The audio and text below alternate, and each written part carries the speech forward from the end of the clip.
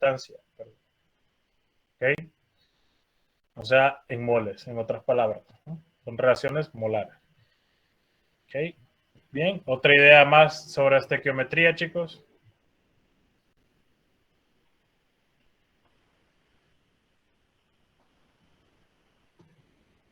¿Para qué nos sirve y qué nos aporta? ¿Alguien?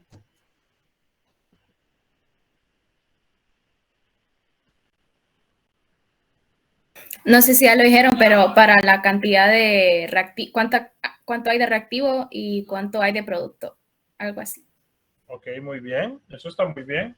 Es una idea, es una idea así muy intuitiva. Y sí, nos sirve para encontrar cuánto podemos producir de un producto en base a ciertos reactivos, ¿no? Entonces, probablemente esa es la mayor aplicación que tenemos, ¿no? Y como ingenieros químicos, recuerden que nosotros estamos siempre eh, orientados a la parte industrial, ¿no? Entonces, muchas veces vamos a tener que considerar, en base a la cantidad de sustancia, cuánto voy a generar. Por ejemplo, yo recuerdo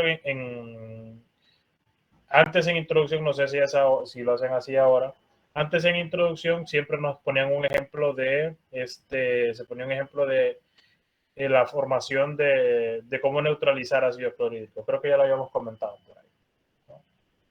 Entonces siempre decíamos como que cuánto hidróxido de sodio necesitábamos para neutralizar ácido clorhídrico, y eso es un ejemplo claro que se ve siempre en la industria. Eso está relacionado con la estequiometría. La estequiometría siempre va a estar ahí, indirectamente o directamente la vamos a trabajar ahí. ¿Ok? Entonces, ¿alguien más que quiera aportar algo sobre estequiometría a la discusión?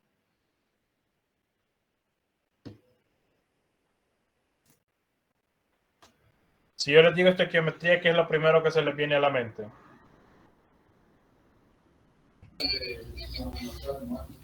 En lo personal, el cálculo de relaciones cuantitativas entre reactivos y productos. Muy bien. ¿Alguien más? ¿Qué es lo primero que se les viene a la mente cuando yo digo estequiometría?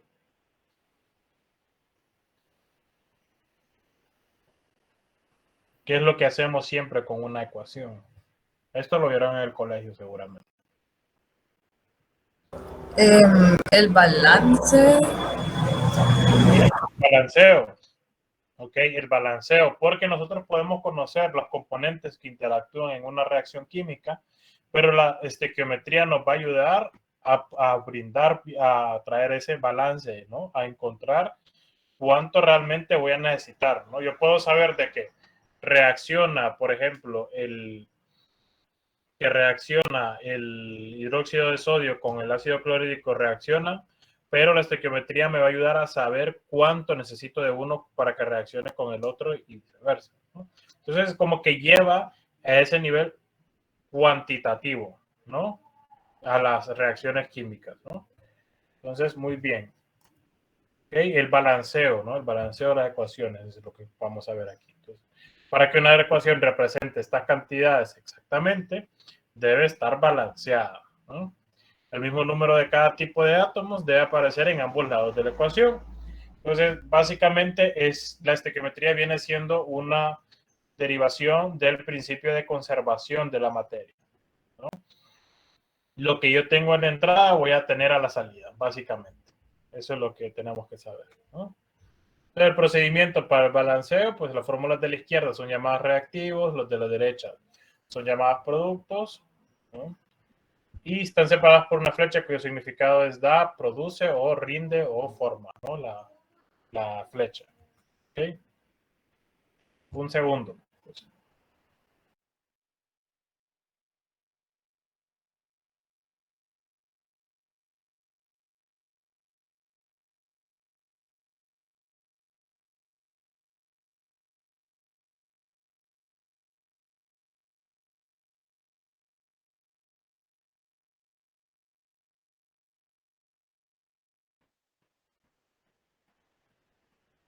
Ok.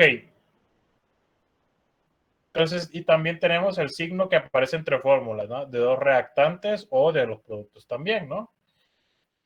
Y que quiere decir reacciona con, y al otro lado, pues al lado derecho quiere decir que significa o produce. ¿Okay? Y esto es muy importante, la doble flecha, chicos, quiere decir que la reacción puede ocurrir en ambas direcciones. Y esto lo van a estudiar más adelante con mayor detalle, lo que es el equilibrio, ¿no? Las reacciones cuando están en equilibrio, ¿no? Que, bueno, así para adelantarles un poquito, no hay ninguna reacción, por decirlo así, que ocurra 100%, o sea, así como 100.00% en una sola vía, ¿no? Siempre hay una parte que regresa al otro lado, ¿ok? Por raro que parezca, pero eso ya tiene mucho que ver con conceptos un poquito más avanzados, ¿no? Y la flecha hacia abajo indica la formación de un precipitado, ¿no? Entonces, como cuando mostramos lo que hablábamos, ¿no? Que se podía formar un precipitado en una reacción. Y la flecha hacia arriba que indica el desprendimiento de un gas, ¿no? Como también hablábamos ayer de eso, ¿no? De las formaciones de gases. El delta que indica que la reacción química requiere calor para llevarse a cabo. Esto lo podemos poner arriba de la flechita. Okay, entonces esto es un par de detallitos más a los estados de agregación que vimos ayer, ¿no? El balanceo de ecuaciones. Balancear la ecuación consiste en hacer coincidir el número de átomos de cada tipo de átomos en cada lado por medio de multiplicar un numérico, ¿no? De multiplicar números, ¿no? De todos los átomos de la siguiente manera, ¿no? Escribir las fórmulas correctas de los productos reactivos, esto es muy importante. Siempre hay que asegurarnos de que la fórmula, siempre, si ante una duda, que no un compuesto que no conozcan para balancear una ecuación, revísenlo 2 veces. Siempre revísenlo 2 veces. Porque si escriben mal un subíndice de un elemento, si era H2SO4 y ustedes ponen H2SO3, por decirlo así, se van a pasar la vida intentando balancear esa ecuación y nunca lo van a lograr. ¿Okay? O a lo mejor sí, pero no va a ser correcto. ¿Okay? No va a estar bien la respuesta. ¿Okay? Colocarle un coeficiente antes de la fórmula química, lo que significa multiplicar todo lo que hay en la fórmula química por ese número, ¿no? O sea, esto, recuerden, los coeficientes iban para los compuestos, ¿no? Y para eso me gustaba mucho el esquema que les había puesto antes, que lo perdí, no está por ahí, pero ya volveré a hacer las diapositivas. Cuando no aparece ningún coeficiente, se sobreentiende que es 1, ¿no? Y bueno, empiece por las sustancias más complejas. Siempre esto es un tip muy importante. Cuando vayamos a balancear, nos vamos por la sustancia más compleja. Por ejemplo, si tenemos una combustión que tenemos un combustible de una molécula compleja reaccionando con oxígeno, el oxígeno es lo último que voy a tocar. Siempre el oxígeno y el agua, por ejemplo, cuando los tenemos por ahí, los dejamos de último para balancear. ¿Okay? Esto es muy importante, chicos. Termina con la sustancia menos compleja como un elemento individual, tal como lo decía el oxígeno. Es el mejor ejemplo de esto. Ajustar los coeficientes, ¿no? Luego. En la mayor parte de los casos se prefieren los coeficientes de números enteros de menor valor. ¿Okay? Hay veces que sí se requiere fracciones, pero muchas veces esas fracciones se pueden expresar con números grandes. Pero bueno, normalmente se prefieren números pequeños, ¿no? Y la comprobación, siempre hay que comprobar después de balancear una ecuación, chicos. Después de balancear y ajustar los coeficientes, siempre debe asegurarse de que la ecuación esté balanceada, ¿no? Y eso vamos a hacer un balance de especies químicas, ¿no? Que básicamente es decir cuántos átomos tengo de carbono, por ejemplo, cuántos átomos tengo de carbono en reactivos, cuántos átomos de carbono tengo en la salida. Y eso hacerlo para todos los elementos. De hidrógeno en la entrada, tantos a la salida. Y tengo que tener lo mismo, ¿no? Recuerden, el principio de conservación de la materia, ¿no? Y especificar los estados de la materia, ¿no? Hay estados físicos, ¿no? Los estados de agregación, ¿no? Y aquí tenemos un balanceo de una reacción de hidrógeno y oxígeno para formar agua, ¿no? ¿Ok? Este está sin balancear. ¿Qué nos hace falta ahí, chicos? ¿Qué nos haría falta? Siento que nos hace falta un oxígeno ahí. Nos hace falta un oxígeno, ok. Y vamos a venir y me lo voy a copiar, así como está.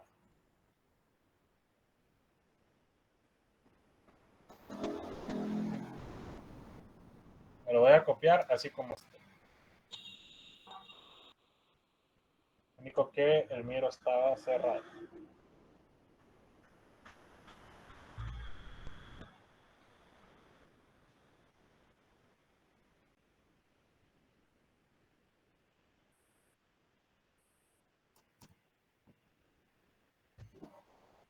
Vamos a ver si lo carga rapidito. Ok, muy bien.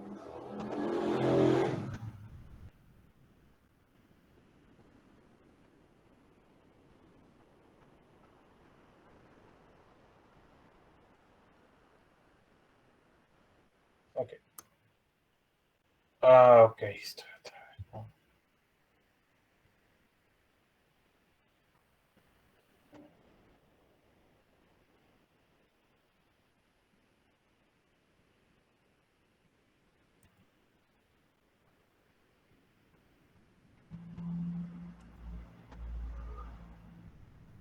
Voy a tener que volver a usar Word.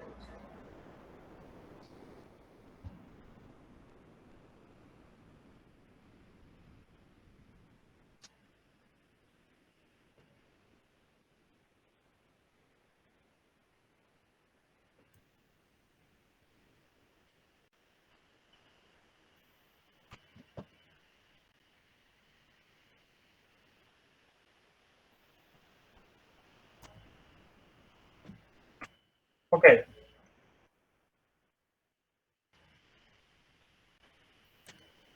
Entonces, ¿qué sucede aquí, chicos, si yo vengo y pongo solamente 2 aquí en un oxígeno? ¿Qué sucede? Ahora tengo, recuerden, ¿no? ¿Cuántos átomos de hidrógeno tengo aquí? Voy a hacer un balance de este tipo, ¿no? Siempre yo lo suelo trabajar de esta manera. Si ustedes conocen otra forma, pues muy bien. ¿Okay? Yo lo que hago, por ejemplo, vengo y digo esto, ¿no? Hidrógeno, balanceo átomos de hidrógeno, ¿no? Tengo un subíndice de 2 y un coeficiente de 1. Por tanto, tengo 2 hidrógenos, ¿no? En los productos, ¿cuántos tengo? 2. Otra vez 2, ¿no? Tengo un subíndice de 2 y un coeficiente de 1. Y ahora con el oxígeno, acabo de poner un 2, ¿no? Y ese 2 lo voy a multiplicar por otro 2, ¿no? Y ahora tengo 4. ¿Y aquí cuántos tengo? 1. Solo 1. Ok, entonces todavía no estoy balanceado, ¿no?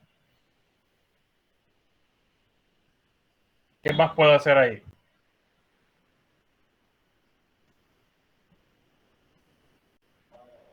Puede multiplicar por 2 la molécula de agua. Ok. Así como está, la multiplico por 2. Sí. Quita el 2 que puso en el oxígeno y en el reactivo oxígeno y puede poner un 2 en el hidrógeno. Perdón, dígame. Ahora sí, habíamos dicho poner 2 aquí en el hidrógeno, me decía, ¿no? Sí, y quitar el 2 que usted había puesto en el oxígeno. Muy bien. Bien, y lo dejamos de esta manera, así. Y ahora vamos a volver a hacer el balance, ¿no?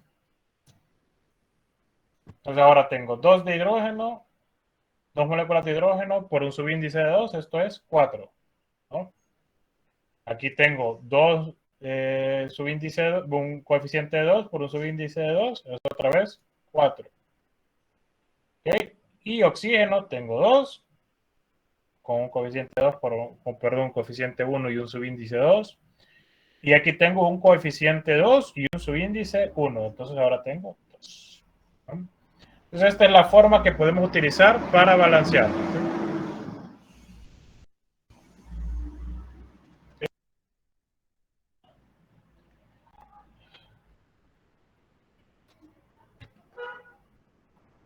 Entonces, a veces es un método así un poco sencillo, ¿no?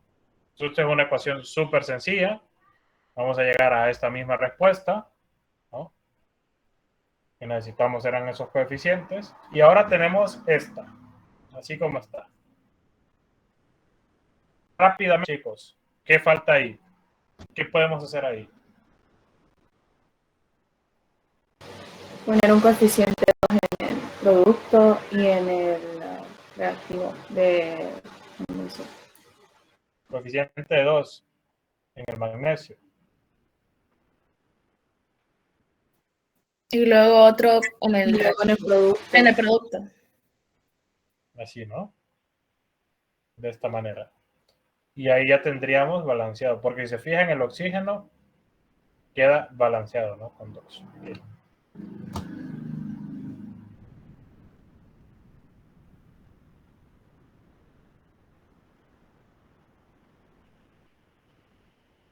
Y queda así, de esa manera, ¿no? Ok. Este es otro ejemplo. Aquí ya está balanceado. Estos también ya están balanceados. Y nótense aquí las partes de que tenemos, ¿no? Aquí fijémonos en las partes que tenemos, ¿ok, chicos? Mira, por ejemplo, tenemos aquí, ¿qué elemento es este? Hierro. Hierro. Que está reaccionando con... Oxígeno molecular. ¿Y qué crea? Un óxido de hierro. Un óxido de hierro, muy bien. Muy bien, crea un óxido de hierro. Entonces esto es lo que vemos cada vez, esta reacción es lo que sucede cada vez que nosotros dejamos un pedazo de hierro a la intemperie, ¿no? Que se pone rojizo, se pone feo, es esto lo que está sucediendo, ¿ok? Pero ojo, el hierro está sólido, el oxígeno está gaseoso. Sin embargo, y eso lo vemos por el estado, ¿no? Por el subíndice que está aquí. Y esto es, por ende, el óxido es sólido, ¿no? Y es así, ¿no? Como lo vemos, nosotros lo vemos afuera en intemperie y es sólido, ¿no? ¿Okay? ¿Qué me está diciendo esta ecuación ahora? ¿Qué me pueden decir de esa ecuación química? ¿Qué comprenden de esa ecuación química? ¿Qué habíamos dicho que era ese triangulito? Calor. Calor, muy bien, energía, ¿sí? ¿Y qué me está diciendo entonces? ¿Qué está sucediendo ahí? Sería una reacción de descomposición. Es una reacción de descomposición, ¿no? Donde tengo una molécula relativamente grande que se descompone en moléculas más sencillas, ¿no? Y ojo, y no solo eso, ¿no? Vamos a ver qué creen que pasaría aquí si yo estoy pesando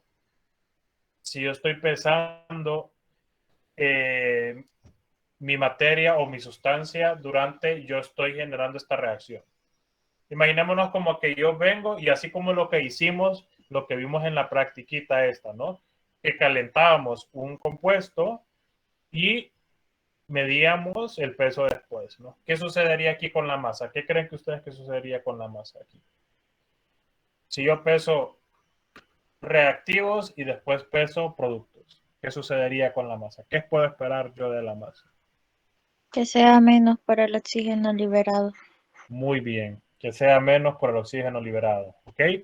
Entonces, ese tipo de pensamiento lógico es lo que necesitamos, ¿ok? Sí, basta con ver que yo tengo un sólido al inicio Tengo un sólido después, pero también tengo un gas. Por ende, la masa va a ser menor. ¿Okay?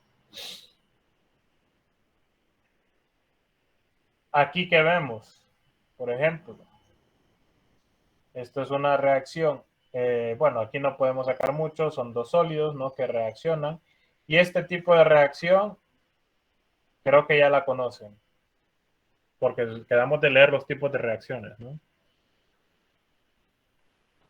¿Alguna idea de qué está pasando aquí? ¿Cómo podemos llamar a este tipo de reacción?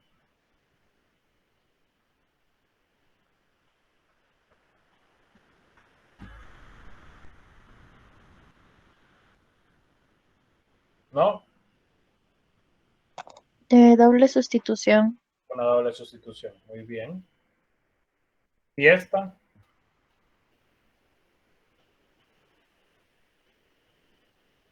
¿Qué sería esta?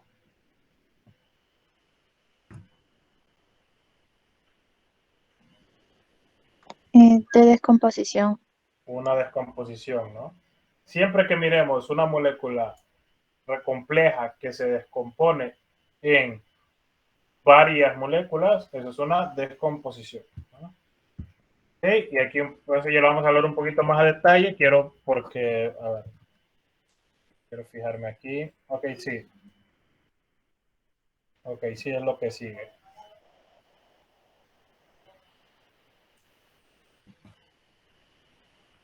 Ok, ejercicios. Dice, escriba la ecuación balanceada de los líquidos hidrazina y el tetraóxido de dinitrógeno, que forman al reaccionar gases nitrógeno y agua, ¿no?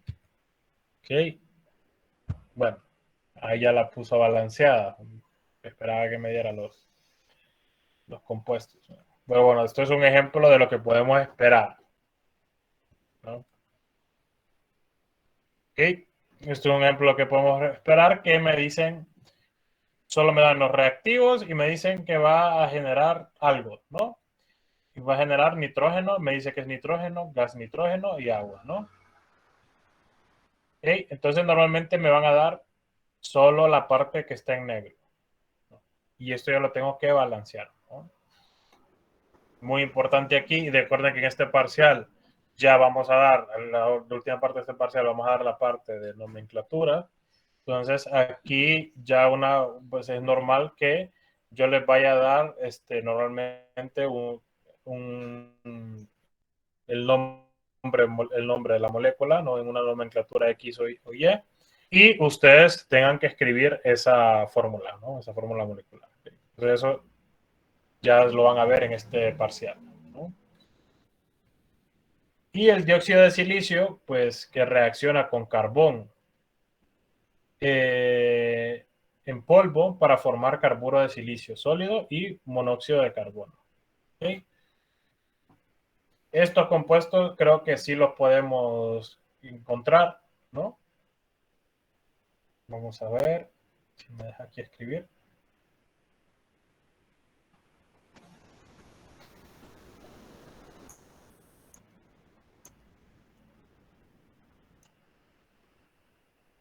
Okay, que tenemos el dióxido de silicio,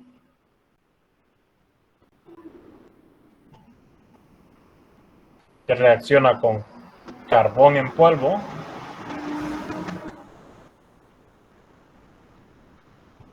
y forma monóxido de carbono, ¿no? Y silicio sólido.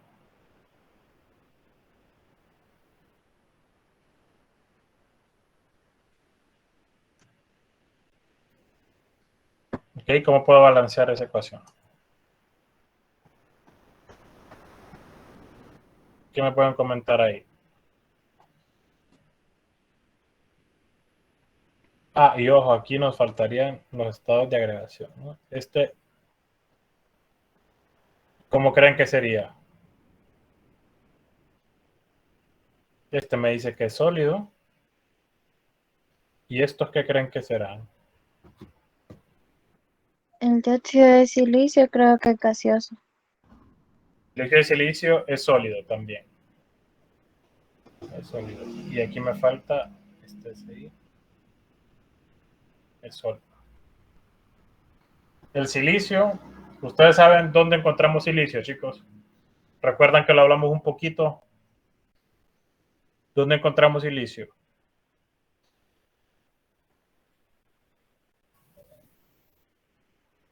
Nadie se le ocurre dónde encontramos silicio. En la playa. En la playa, en la arena. ¿Okay? La arena es silicio. Las piedras son silicio en su mayoría. ¿Okay?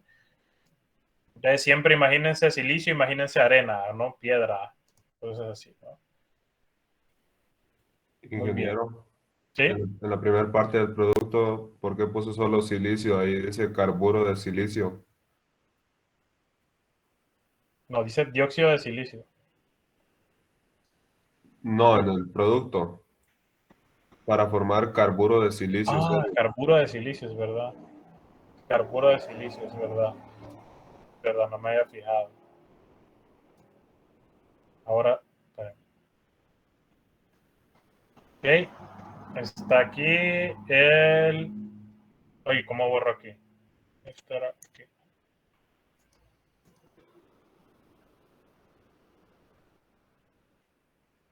Ahí está.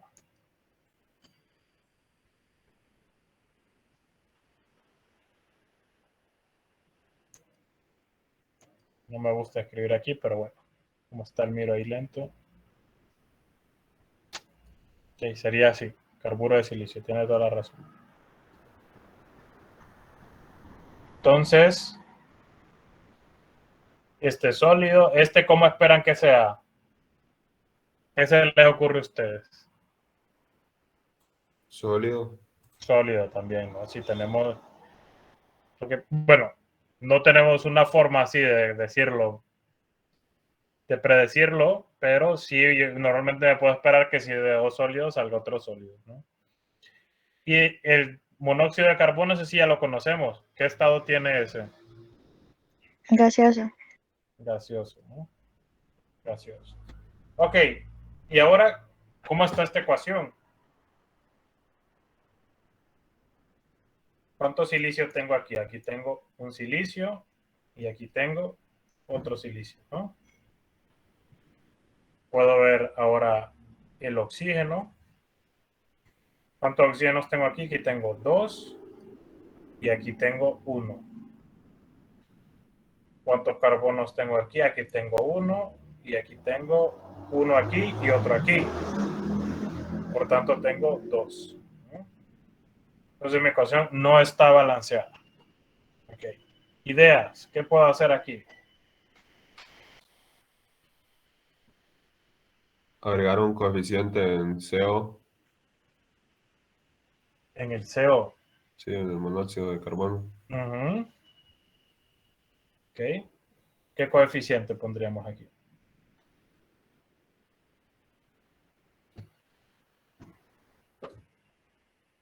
¿Qué se les ocurre? Miren que puedo utilizar ese coeficiente para balancear el oxígeno. Recuerden que me decían es que no me gusta escribir nada aquí, chicos, porque no se borra muy fácil. Me decía mi metodología que tenía que empezar con ¿qué? Con los compuestos, ¿cómo? Más complejos, ¿no? Entonces voy a empezar a balancear el oxígeno. ¿Por qué? Porque el oxígeno está en los compuestos más complejos, ¿no? Y el que voy a dejar de último, ¿cuál va a ser? ¿Qué elemento dejo de último ahí para balancear? El oxígeno. Aquí no, porque recuerden que yo siempre voy a dejar de balancear el elemento que esté solo, ¿no? O los compuestos más sencillos. Y en este caso, ¿qué elemento está solo? El carbono. El carbono. Por tanto, voy a dejar de último el carbono. Y en este caso, voy a empezar con el oxígeno, porque el oxígeno en ambos lados está ligado a un elemento, ¿no? En una molécula. Entonces, por ejemplo, voy a empezar a balancear ese oxígeno. ¿Cómo puedo balancear ese oxígeno? Con un coeficiente aquí. Con un coeficiente de 2. Con un coeficiente de 2. No sé por qué me sale esta línea rara ahí. Y no lo puedo evitar.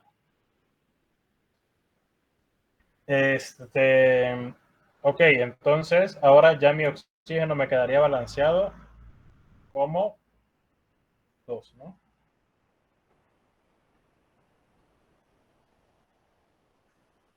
Ok. ¿Y ahora qué pasa con mi carbono? Tengo que también rebalancear mi carbono. Escribimos un coeficiente de 3. Podríamos, ok, muy bien, pero a eso quería llegar, ¿no? Porque ahora mi carbono ya no es 2, ahora mi carbono es 3, ¿no? Porque tengo 1 aquí y 2 aquí. Entonces, tengo que poner un coeficiente de 3, que si me deja esta cosa,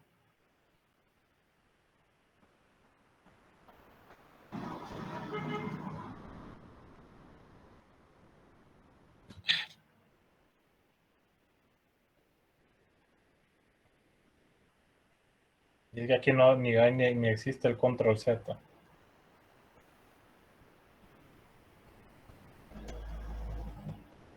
Tengo que poner un coeficiente de 3, ¿no?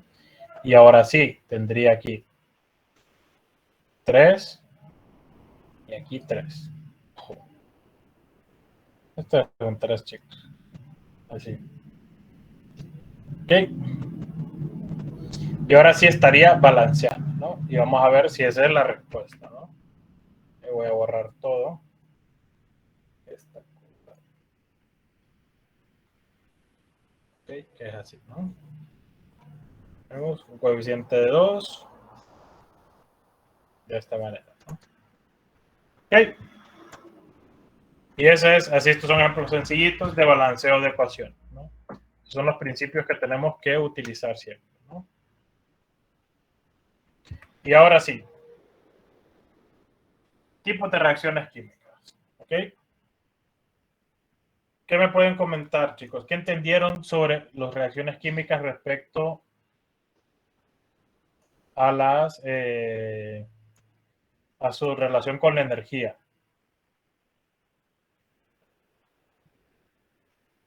¿Qué reacciones, cuáles eran las reacciones endotérmicas, cuáles eran las reacciones exotérmicas? ¿Y qué ejemplos me pueden dar? ¿Ok? ¿Qué me pueden decir? Ahí.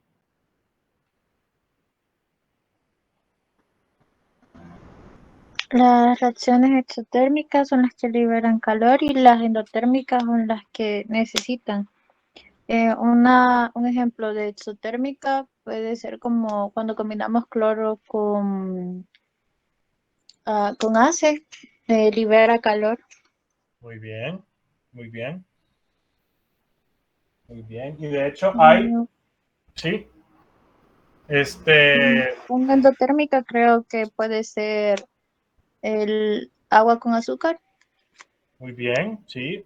Bueno, esa más que una reacción química, eso es un calor de solvatación, ¿no? De dilución. Que cuando yo creo una solución, hay un reordenamiento molecular, ¿no? Y bueno, se libera o se gana energía en ese reordenamiento, ¿no? El sistema libera o gana energía. Y bueno, eso es una cosa. Y el mayor ejemplo que siempre damos de reacciones exotérmicas son los combustibles, ¿no? Y recuerden siempre, una cosa muy interesante es que el fuego en sí, el fuego no es materia, ¿no? El fuego es un estado excitado, no es energía, ¿no? Entonces, cuando estamos ahí haciendo esa reacción de quemar, lo que está sucediendo es que hay una liberación brusca de energía, ¿no?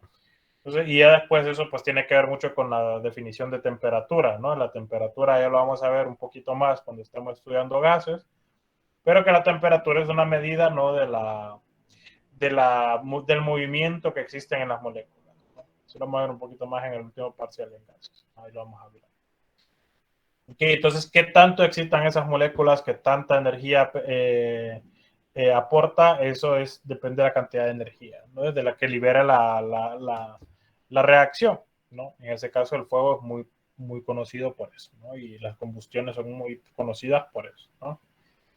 Y ahora, además de ser una reacción exotérmica, ¿qué se les ocurre que también es la combustión? ¿Qué otro tipo de reacción puede ser la combustión?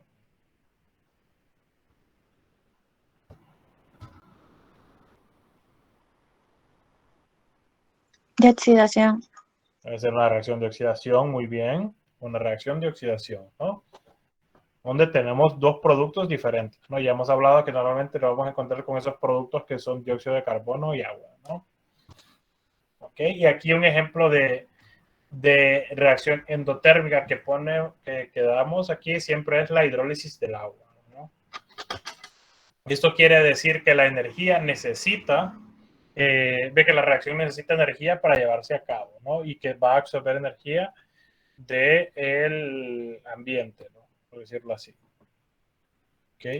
Y eso tiene mucho que ver que se los tenía preparados aquí una curvita de energía de activación, ¿no? Pero vamos a buscar aquí un poco rápido a ver si encuentro la que había puesto yo. Que me gusta explicarlo de esta manera, ¿no?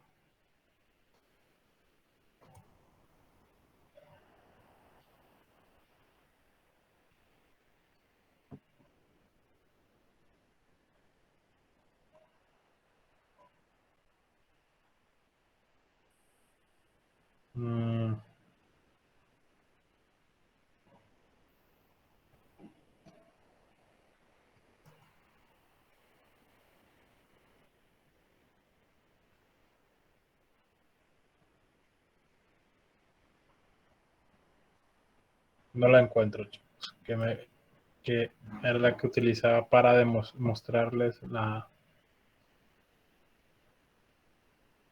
Ok, esta más o menos se mira así, está súper pequeñita, pero bueno, con esta la podemos ver.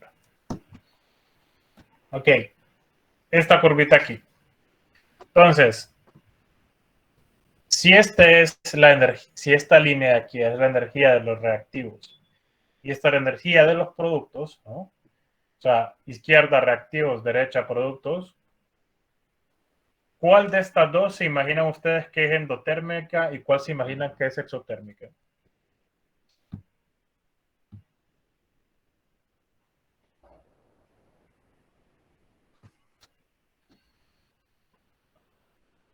¿Alguna idea? Creo que la exotérmica es la roja y la verde es la endotérmica. ¿Por qué cree que la roja es la exotérmica? Pues exo era de afuera, ¿verdad? No sé qué. Okay. La línea queda como arribita. Entonces creo que la energía queda más arriba. Y en la verde, la energía queda como más abajo que la roja. Entonces me imagino que inició con tanta energía, pero perdió un poco más de energía que con la que empezó. Eso. Bien, muy bien. A ver, eso tiene toda la lógica que me acabo de decir. Pero aquí hay que ver un poquito más allá. Cómo la energía que posee la materia, ¿no? Esto quiso decir de que yo vengo y nos vamos a obviar este piquito aquí. Y vamos a imaginarnos como que si solo fuéramos de aquí a acá directamente. Ahora, ¿qué sucede? Si yo tengo aquí cierta cantidad de energía, y vamos a decir que está, y lo vamos a ver no en función de energía, sino que en función de temperatura, que recuerden no es lo mismo, ¿no? Pero estaban a 30 grados, ¿no? Y requirieron más energía del sistema, ¿no? Para formar esos productos. ¿Cómo se imaginan que va a quedar la temperatura después? Si los productos requerían más energía para formarse.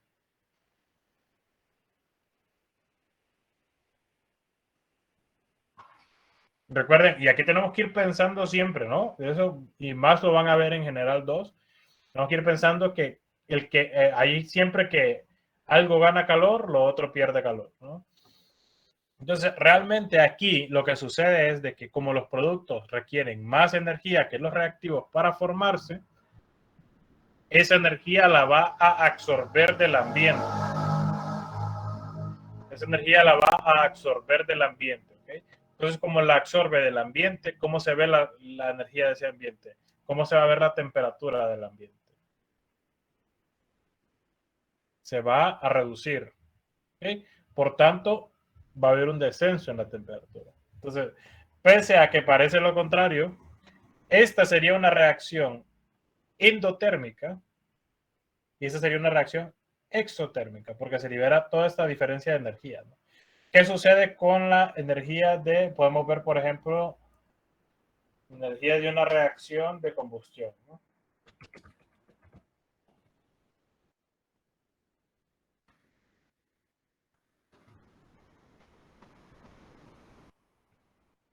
Ingeniero, disculpe, no le escuché cuál era la endotérmica y la exotérmica.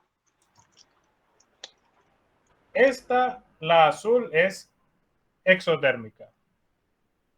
Y ahora la roja es endotérmica. ¿Por qué? Porque los productos absorbieron energía de afuera, ¿no? Y cuanto aquí los productos liberaron energía, ¿no?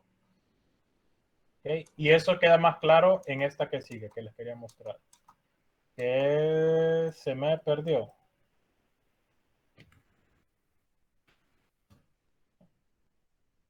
Entonces aquí está muy claro. Miren, esto es una energía de una combustión, ¿no?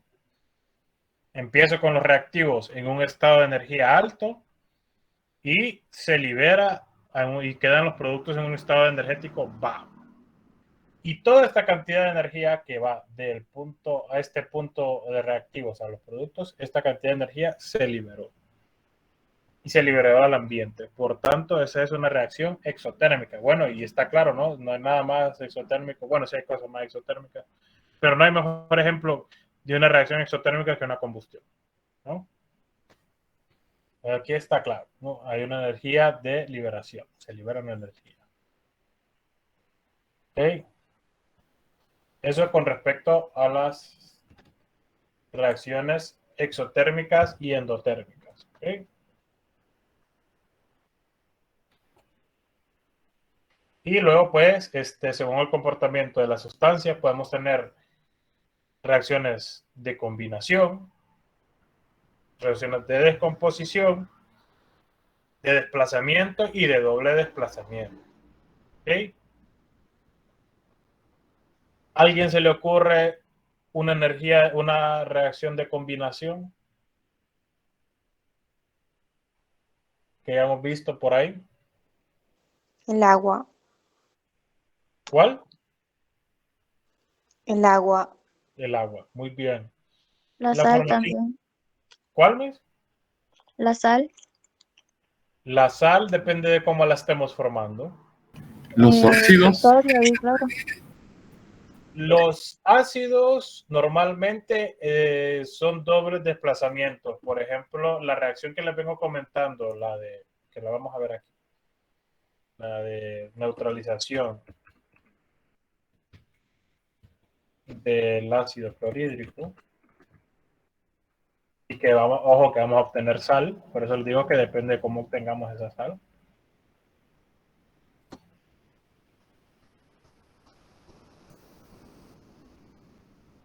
Pero aquí está muy bien explicado. Ok.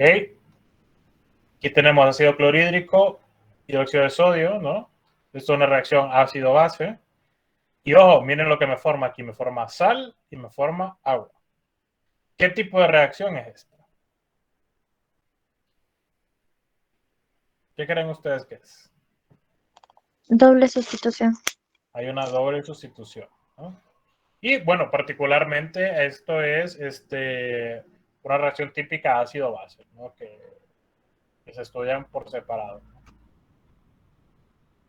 Y aquí está más claro, si se aclara, a ver, esto sí. Que hay varios ácidos, varias bases, ¿no? La reacción ácido-base, ¿no? Siempre tenemos sal y agua. Una sal y agua, ¿no? Y ojo, cuando digo sal, no me refiero siempre a cloruro de sodio, sino que a sales en general, ¿no? Por ejemplo, este es acetato de potasio y el cloruro de amonio.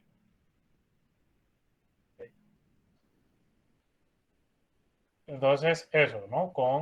Estas son reacciones de neutralización o de ácido base, ¿no? Y aquí está este típico, ¿no? Eso lo ven, imagino yo que los han enseñado o lo habrán visto un poquito, así se los habrán comentado en el laboratorio con estos indicados, ¿no? Y si no, pues ahí lo vamos a ver un poquito nosotros. Y luego, pues tenemos también reacciones de descomposición, ¿no? ¿Qué ideas de descomposición hay por ahí? ¿Alguien que se le ocurra? Bueno, ya vimos varias ahorita, ¿no? Vimos varias reacciones de descomposición. Que siempre partimos, ¿no? Una molécula grande que se forman dos moléculas pequeñas o más. Pueden ser 3, 4, 5, lo que sea, ¿no? El H2O2. Muy bien, muy bien. El peróxido de hidrógeno, ¿no? El agua, lo estuvimos viendo ayer, ¿no? Siento que se hace el estómago. Bueno, no lo hace así directamente la descomposición, sino lo que hace es en el estómago hay ácido clorhídrico, de hecho. Tenemos ácido clorhídrico en el estómago que acelera los procesos de descomposición, ¿no? Y el desdoblamiento, ¿no? Sobre todo porque nosotros comemos moléculas complejas, ¿no? Comemos proteínas, comemos carbohidratos, grasas que tienen que romperse, ¿no? Y volverse, pues, formas de energía, que liberan esa energía entre los enlaces, de hecho. El cuerpo ustedes lo pueden ver como una máquina de descomposición, muy bien, una máquina térmica de descomposición, ¿no? Donde nuestro combustible es la comida. ¿Okay? Entonces es una forma muy interesante de verlo también. ¿Okay? El que sobre las partes del estómago y eso no lo vemos mucho. De hecho, sobre proteínas, eso sí se estudia en alimentos, en la rama de alimentos. Esas moléculas complejas, y de hecho es mi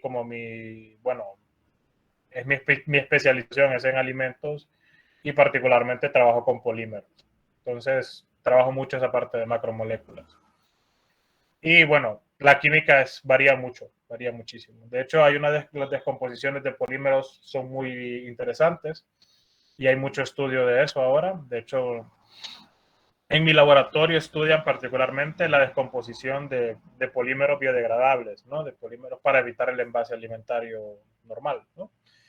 Entonces, ahí estudian eso, reacciones de descomposición, ¿no? Que hay muchos métodos. Ingeniero, yo tengo una duda, no es de la clase, pero tal vez usted sabe. Es ¿Sí? que yo he visto de que en Walmart y todas esas súper que quitan las bolsas de plástico, dizque para ayudar al medio ambiente y que lo hacen que uno compre esas que son como ese material un poco más fuerte que se supone que son más biodegradables y reusables. Ajá. Entonces yo estaba leyendo y se supone que causa más daño hacer esas bolsas reutilizables que hacer las bolsas normales. Usted sabe. Eso depende de si cada vez que va al súper compra una bolsa de esas, sí. Pero la idea no es esa. La idea es que usted vaya al súper con su propia bolsa. ¿Okay? Pero las bolsitas así normales, como las verdes de la colonia, son biodegradables. Son semi-biodegradables esas de la colonia, si no recuerdo mal. No recuerdo el polímero que utilizaban, que también es un polímero de petróleo, de hecho. Pero, por ejemplo, por comentarles, en Europa, si ustedes van al súper, el 90% de la gente, si no es que más, lleva su bolsa. Lleva su bolsa para ir al súper. Porque la idea es esa, ¿no? Y claro, y no necesariamente es la bolsa que usted compra en el súper. Si usted puede llevar, hay gente que lleva su carrito, que tiene su carrito en la casa y solo lo usa una vez. Pues. El problema, ¿cuál es? Que, por ejemplo, yo en lo que estuve en Europa, yo me acostumbré a llevar mi bolsa, pero porque al inicio me pasaba siempre que yo llegaba al súper y la bolsa era súper cara. Entonces, en vez de gastarme eso, pues ya me acostumbré a andar la bolsa siempre. O sea, eso es como la forma. Ahora, lo que sí, siempre hay negocio, ¿no? Detrás de todo. Y claro, por ejemplo, a Walmart se está ahorrando millones en bolsas también, ¿no? Ahora que ya no da bolsas. Y no le bajan los precios, entonces esa es la cosa. Entonces hay una ganancia de parte de la empresa, pero sí, que hay mejora ambiental, sí hay mejora ambiental, la verdad. Porque deberíamos de acostumbrarnos ya a llevar nuestra propia bolsa. Esa es la idea detrás de eso. Pero como cuánto tarda una de esas bolsas de las normales en deshacerse. Eso, o sea, creo que absolutamente todos los plásticos no degradables que hemos hecho como humanidad todavía existen, todavía están ahí.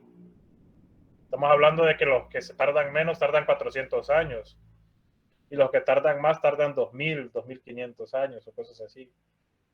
O sea, no es sostenible, ¿no?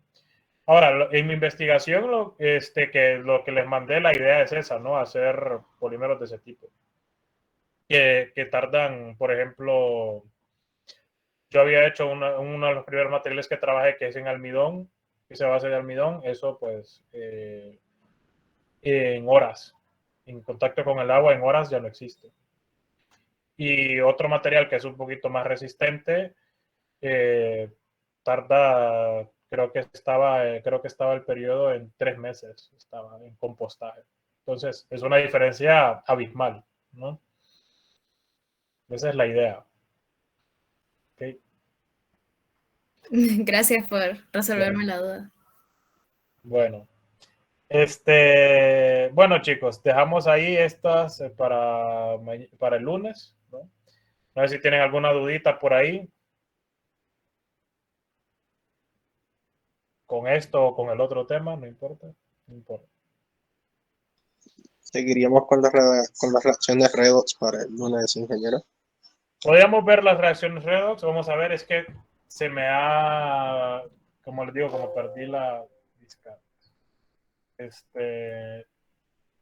Aquí vamos a ver las otras partes, las reacciones de síntesis. Bueno, aquí vamos a hacer un poquito más, ¿no? Vamos a hablar sobre las de síntesis, las de desplazamiento, y sí, yo creo que empezaríamos redox, de neutralización, que es lo que acabamos de ver, y sí.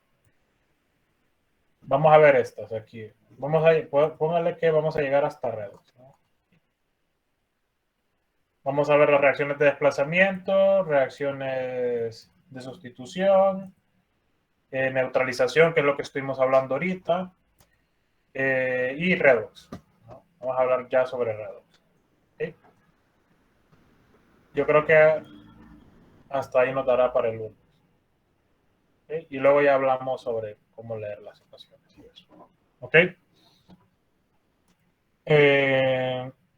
Léanse, prepárense y cualquier duda ya saben, ¿no? Coméntenlo en la clase, ¿no? Que la idea es que pongan sus conceptos a prueba aquí también, ¿no? ¿Ok? Pues, si no hay más dudas, nos vemos el lunes, chicos. Gracias, ingeniero.